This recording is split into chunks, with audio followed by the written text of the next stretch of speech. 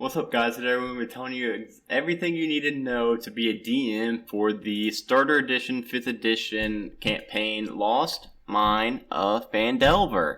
So, we're trying to make this, we've got the long extended version. We'll put a link right here, maybe, or down in the description below. We're doing 2 videos? Yeah, I'm going to post them both. So we just did a very long one. Now we're going to try to get it down to under 15 minutes. So no, I say 5 minutes. Let's go. Okay, 5 minutes. Here we go. So first, when you prep for how to prep for this campaign, the very first thing you want to do is have a basic understanding of the rules, which is in the Starter Edition rule set, which is included in the box. You do not have to memorize all these rules. You just be able to... you don't want to be looking up rules the whole session. So have basic familiarity, enough to kind of BS your way through the rules you don't know. And only try to limit yourself to looking up rules like once a session. Yeah, if you have to wing it, that's fine. It just try and keep the game rolling and make it fun and interesting. Yeah, try to just make it make sense, the rules. After that, when you're or prepping for the actual campaign, you want to skim through the entire book once, but you don't try to memorize the entire book.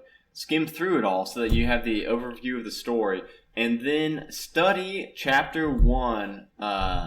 Read through chapter 1 2 to 3 times before session 1, because they will not get past chapter 1 in session 1. So don't worry about the rest of it yet.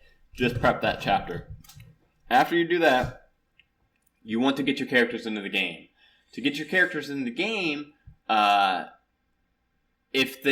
players, if they haven't played before, so really push heavily to them the pre-generated characters that are included in the set. Because the pre-generated characters have awesome backstories that tie in very well to the campaign. They add flavor to the stories, yeah.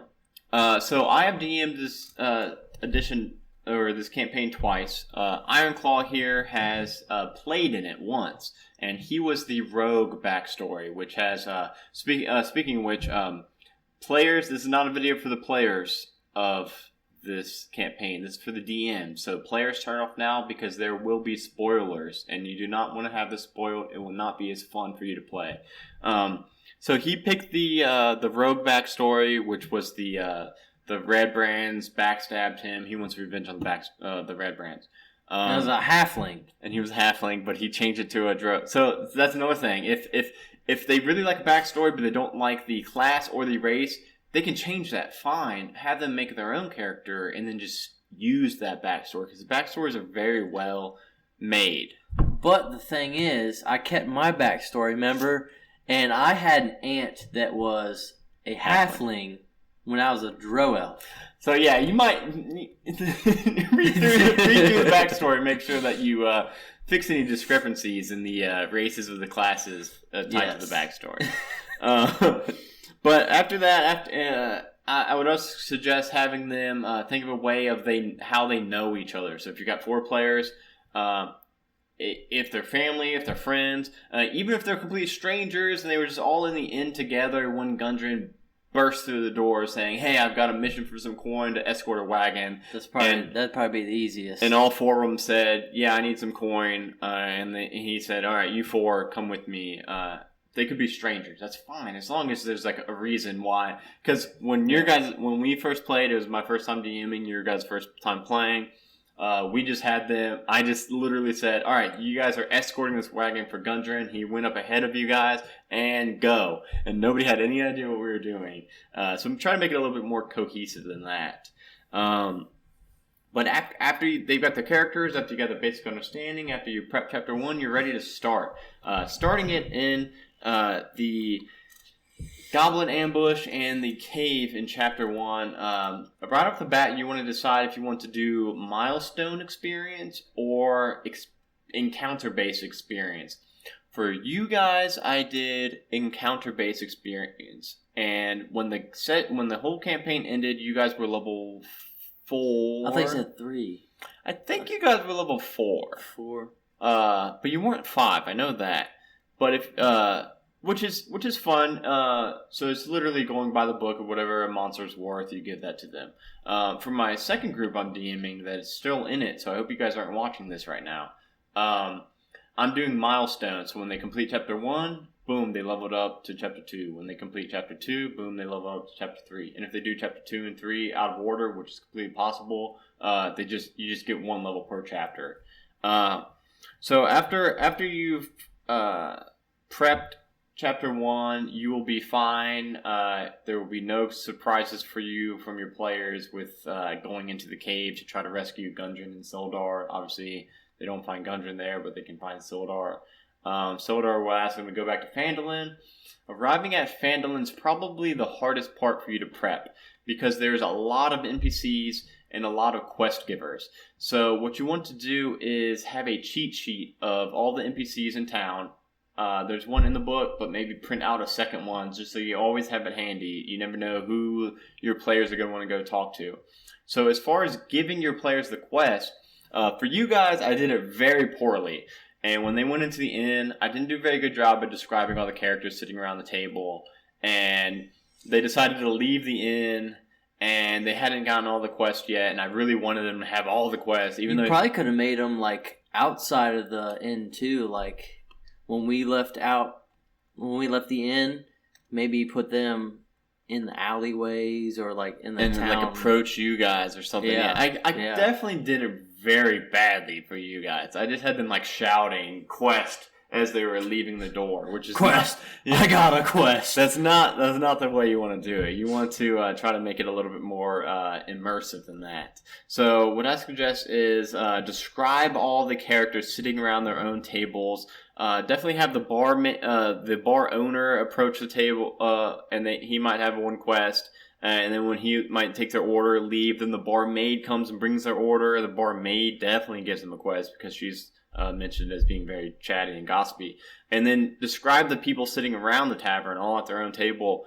And if your players bite and go for that, great. If they don't, that's fine. They don't have to do all the quests in this campaign, which was hard for me to realize, but I definitely realized that if someone misses something in a module, that's fine. They don't have to get it all. If you wanted us to really do one, though, you could have threw it at us more often. Yeah, if I really made this guy persistent on saying, "Guys, I really need you to go check this out" or something, Yeah, and speaking of being more persistent and upfront, the red branch in chapter 2. Make the red brands more of a nuisance and more known to the players. You guys did not get to the red brands until after you finished chapter 3, and then you came back to chapter 2 and did the red brands because I did a bad job of describing just how much of a nuisance they were. To this next group, what I did was when they were leaving the first inn, or when they were coming into the first inn, I had the red brands shoulder check them past. And then when they were out in the town, I had them get jumped by some red brands. So that's a good idea. I'd recommend that to you guys. Yeah, so I really hammered home, like, these red brands. Yeah. Nobody in town likes them. Just go get rid of them. And then my second group did that. That way you want to do that quick. You want your players to want to. You don't just want your players to. Your job as a DM is to make your players want to. So after they take out the red brands, they will be technically in chapter 3. Chapter 3 is kind of vague because as soon as they get into town, they could start chapter 3 because chapter 3 is just it's called the spider web because it's like a spider web of side quests. There's just tons of side quests.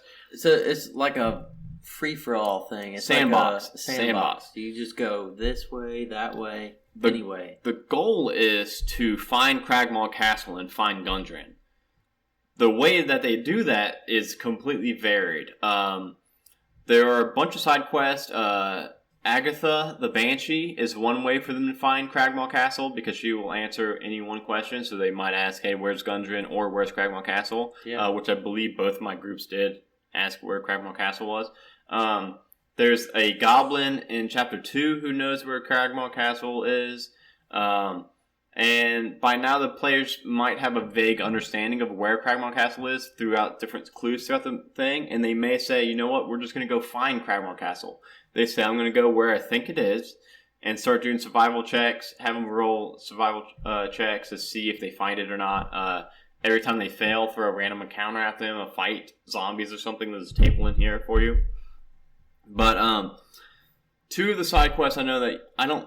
So you guys didn't really like Warventor and Old Owl Well. Yeah, the well. They're both kind of... They didn't really add much to the story. You guys actually got to Old Owl Well. Yeah, I don't think the well added anything. It just... The guy at a tower surrounded with zombies, right? Yeah. And The thing is, it's kind of wasn't cool. he like controlling them or something? Yeah, he was just in a mine. And he's actually kind of a nice guy. Just yeah, so using we're them to like, mine. well, he's not buying. And yeah, I'm out of here.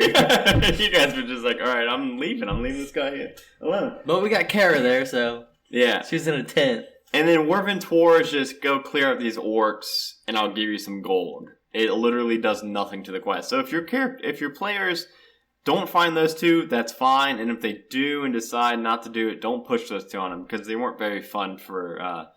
My second group didn't do either of them. You guys did them both because, like I said, I was like shoving both all the side quests. What if we don't do those? Would it the milestone like mess be up fun? the milestone? No, if you're doing milestone experience, you're fine. But If you're doing encounter-based experience, then your players might want to just do all the side quests just to level up and grind. yeah, Which is another reason why for this campaign I do suggest milestone because the Thunder Tree with the Druid and the Dragon, and then there's Cragmaw Castle, and those are the three things in Chapter 3. So Chapter 3 is pretty much trying to find Gundren. The whole purpose of Chapter 3 is the players are trying to find Gundren. where's Gundren? In theory, right? And to find Gundren, through these side quests and through the townsfolk, they find out, and through the Red Brands, they find out that Gundren's being held in Cragmaw Castle.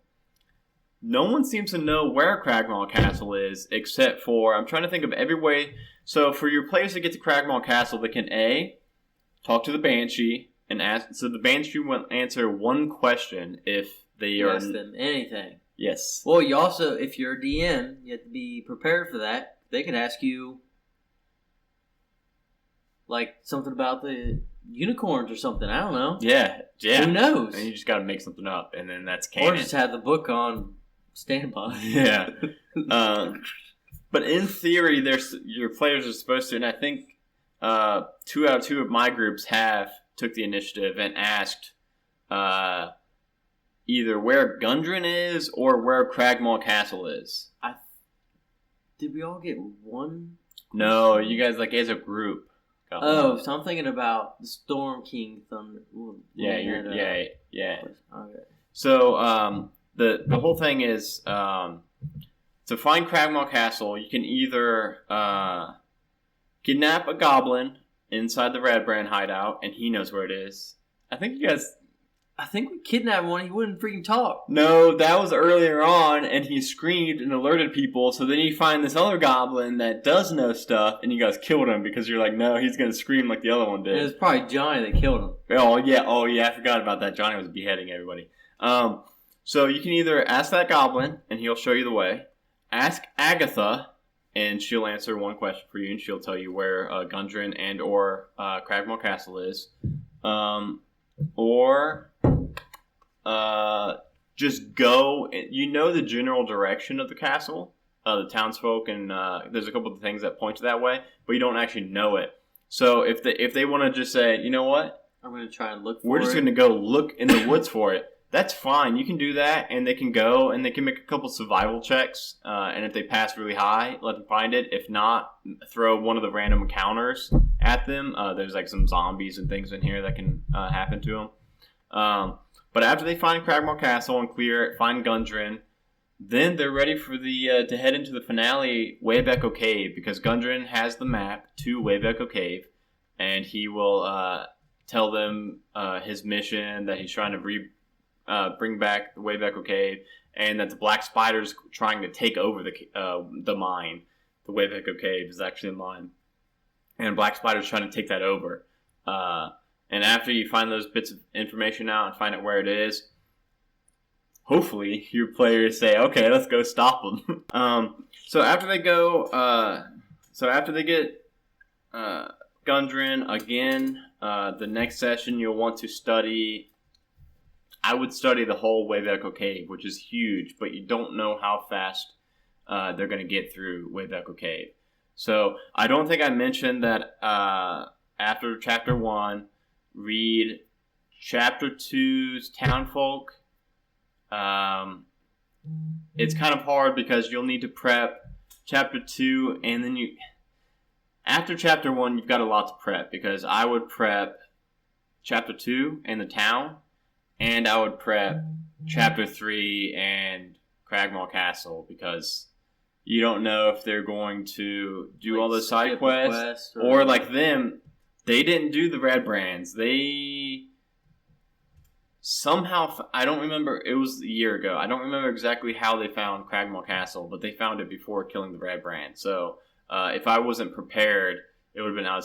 So first session, just prep Chapter 1. After that, you want to prep Chapter 2 and 3. Maybe read them both over twice, and you should be good. But you don't have to prep Chapter 4 until they find Wave Echo Cave. But then you'll want to prep the whole cave, the whole mine, which is like something like 22 rooms. But you don't know if they're going to go left or right, so you kind of have to prep them all, which is, it's a lot to remember. But after you do that, if you read every room once, you should be good, at least enough to kind of make up stuff to fill it in while they go through it. And then after they make it through the cave, they'll reach the finale of Phandelver, Lost Mine of Phandelver. But then you got to be thinking of what you're going to do next. And this doesn't really make a whole lot of sense at the end of the video. I should have said this earlier, but you want to be planning what book you're going to be doing after this campaign, because you could drop stronger plot hooks and hints throughout the campaign. For you guys, I did something silly. I decided I was going to run Storm King's Thunder after.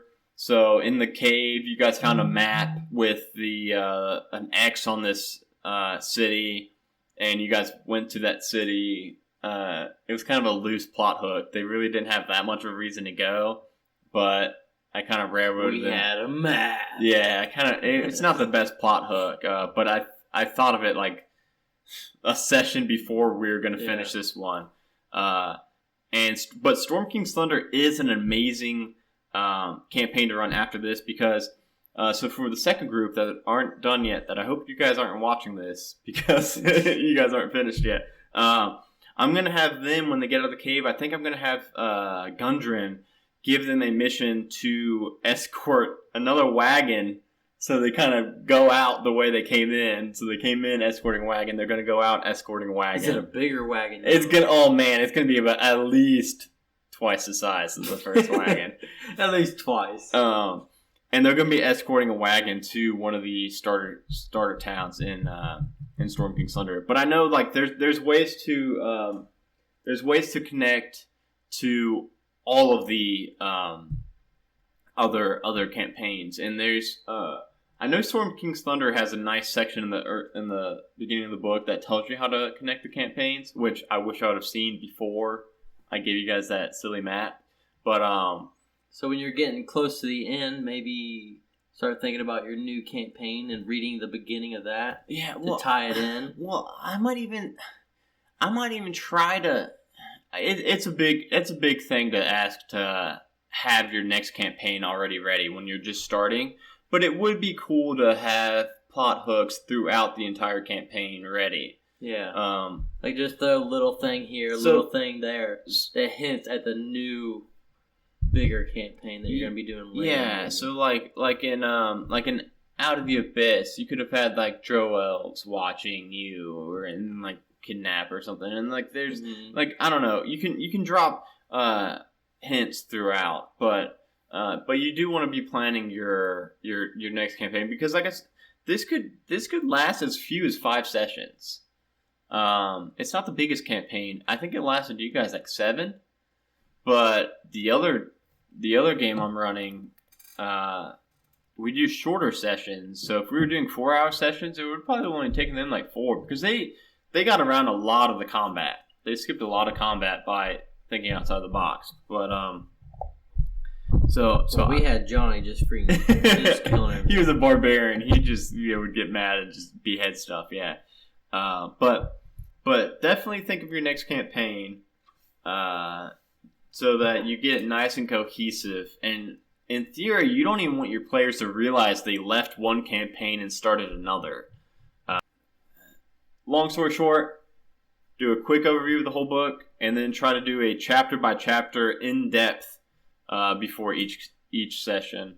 Yeah, at least probably study one whole chapter before each game.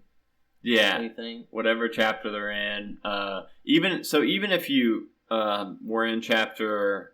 If you're halfway through 2, study. Well, don't read the stuff you already went past, but yeah, then study 3, and maybe you can even like backtrack on the rest of 2 that they haven't seen yet. Or something. Right, yeah. 4 is really the only one you don't have to study in depth until they're like on their way. You'll know when they're going to chapter 4. But other than that, and that's a big one. That's the big one, right? Right, chapter 4 is the big 20 room mine. I always prepped and worried way too much for just a night of hanging out with my friends and just trying to have fun. Remember, everyone's just sitting at the table playing together to have fun. So if you forget somebody's name and you have to make up a name and you have to call an NPC Larry instead of Sildar, that's fine. He's Larry for the rest of the game. You have to scratch out Sildar, but Larry. Control F, find and replace Sildar and replace it with Larry because he's Larry now. So if you miss, you're going to miss stuff and it's going to be fine. Your players probably won't even notice, and if they do, they're not going to care. They're just there to have fun. So try to make it as stress-free as possible, but you'll definitely be able to run this one just fine. It's pretty lightweight. You should have no trouble. You guys good sign off? I should plan to sign off. Bye guys. See ya.